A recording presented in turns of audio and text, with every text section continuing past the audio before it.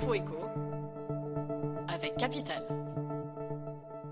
Le chiffre du jour, 31 774, c'est le nombre de recherches de formation réalisées au premier trimestre 2021 par les demandeurs d'emploi sur la plateforme maformation.fr.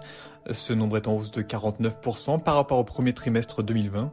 Sur les 3 premiers mois de 2021, la formation la plus plébiscitée par les demandeurs d'emploi est le bilan de compétences. Juste derrière, on retrouve le CAP Petite Enfance et les formations pour devenir comptable.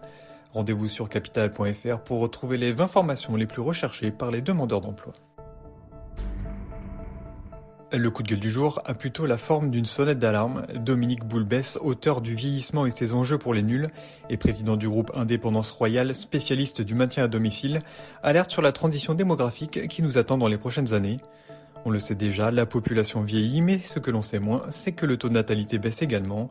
Conséquence, dans quelques années, certains pays pourraient voir le niveau de leur population reculer, un phénomène qui pourrait mettre en danger notre système de protection sociale.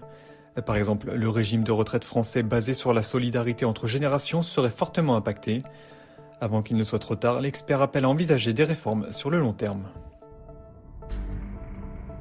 L'info pratique capitale concerne l'arrivée de Mer, une nouvelle chaîne de supermarchés low cost qui ouvrira ses portes dans quelques mois.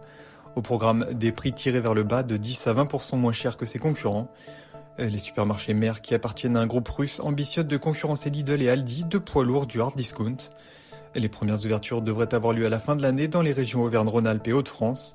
Pour en savoir plus, rendez-vous sur capital.fr. Et on termine par l'information de la soirée, la future fusion entre TF1 et M6. La filiale du groupe Bouygues pourrait racheter 30% de la chaîne détenue par le groupe Bertelsmann.